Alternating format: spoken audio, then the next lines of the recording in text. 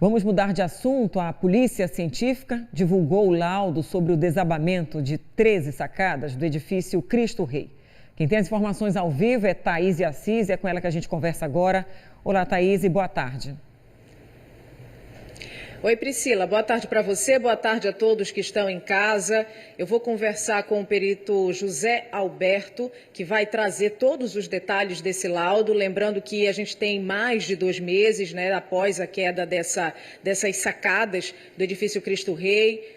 Foi durante um sábado, chamou muita atenção da população. Foi aí um momento de muita atenção e que os moradores até hoje convivem com isso, com esse medo constante. Então, vou conversar agora com o perito, que vai atualizar a gente e trazer todos os detalhes. Uma boa tarde para você.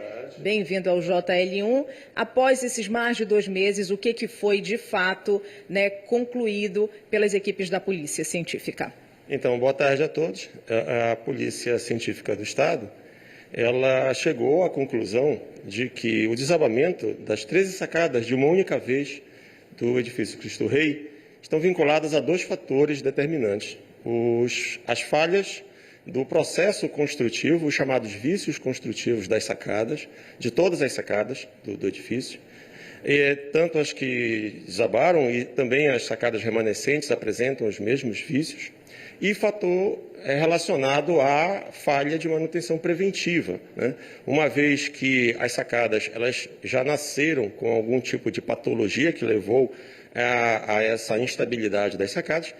Quando não se realiza um processo de manutenção, de forma a corrigir essas falhas, a tendência é que, com o tempo, essas sacadas vão apresentar algum tipo de problema mais sério, que é o caso que aconteceu na sacada do apartamento, da cobertura do apartamento 1201, em que houve o colapso total da sacada e gerando esse efeito dominó de sobrecargas acidentais sobre as sacadas que estavam abaixo e levando a esse colapso total.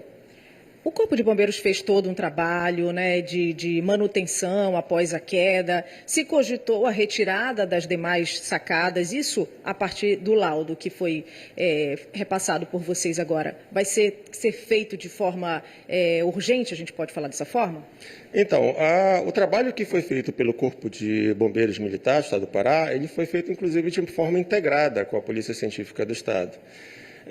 Nós chegamos às mesmas conclusões iniciais relacionadas às sacadas remanescentes, por exemplo, em que, para que os moradores pudessem realizar o retorno ao prédio, havia, então, a possibilidade tem que retirar essas sacadas, as sacadas remanescentes que apresentam falhas, portanto, a sua demolição, ou então realizar um processo de recuperação estrutural, mas não, por exemplo, o processo que foram identificados quando nós realizamos as nossas constatações, as coletas de dados, em que a gente percebe ali sacadas, como, por exemplo, a sacada do 3º andar, do apartamento 301, a gente percebe ali que ocorreu já um deslocamento, um destacamento dessas paredes de concreto da própria sacada, que se algum dia tiveram finalidade estrutural, hoje só servem de peso.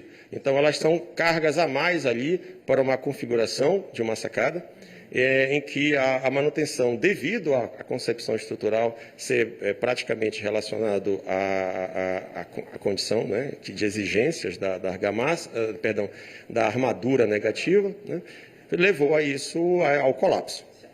Nós vamos até o estúdio, a Priscila tem uma pergunta. Oi, Priscila. Thaís, eu gostaria de saber se a perícia verificou, além, claro, da estrutura já inadequada das sacadas, se algum fator externo, extra, foi verificado e que, de fato, veio a desabar desde o último andar até o primeiro. Ou seja, havia especulação de uma obra ou essa sacada estava sendo usada como depósito. Foi verificado algum fator externo neste caso?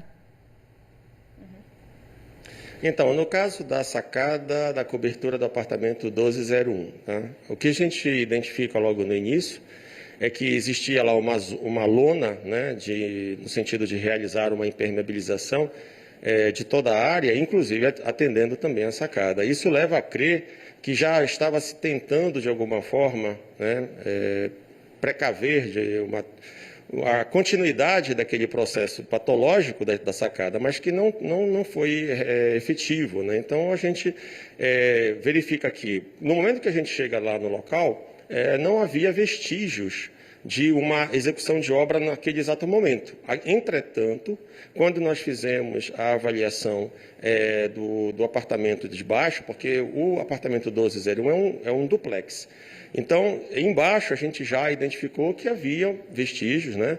As paredes não apresentavam nenhum tipo de infiltração, então tudo leva a crer a possibilidade de uma obra que tenha sido feita mais de forma pretérita, não necessariamente na hora. O que se as pessoas que inicialmente passando lá no momento viam aquela lona preta era os restos, né, daquela lona de impermeabilização que existia em toda a área livre, aquela área exposta lá da cobertura. Certo. Foi um prédio, a gente relembra quem está em casa, um prédio da década de 80, portanto os cuidados realmente precisam, né, ser constantes, não só nesse, mas em todos os prédios antigos que nós temos aqui em Belém. E os moradores se perguntam, e ficou aquele receio muito grande de se voltar, de não voltar, após esse laudo. Os moradores estão liberados a retornarem aos seus apartamentos? Então, isso aí é uma coisa importante que se diga para a sociedade como um todo. Logo após o desabamento, 2 dias depois, já foi feito um parecer expedido pelo Corpo de Bombeiros e que lá é bem claro, né, inclusive o trabalho sendo feito de forma integrada, a gente já entrou em acordo de que realmente, para que se houvesse a retomada das pessoas que estão há mais de 2 meses, né, fora das suas residências, é claro esse parecer. Ele diz, enquanto a questão do retorno, precisa algo ser feito relacionado a essas sacadas remanescentes. Primeiro, ou elas serão demolidas, ou, quer dizer, é uma opção. Isso aí, os moradores é que têm que tomar essa decisão. Ou então eles vão ter que contratar uma empresa especializada para que possa fazer o processo de recuperação dessas patologias identificadas, tá certo? Para que se possa realizar, então, a retomada. Eu não posso dizer que, com base nessa liberação desse laudo, com certeza não vai ser feita a liberação, a não ser que seja feita uma dessas 2 situações a serem realizadas. Muito obrigada, viu, seu José? Então é isso, Priscila. Após todo esse laudo, mesmo assim, ainda se precisa, né, ter essas respostas mais com essas conclusões para que os moradores retornem ou não para os seus apartamentos. Volto contigo. Muito obrigada, Thaís. É o perito também. O que se espera é que haja garantia de segurança para que as pessoas possam retornar às casas.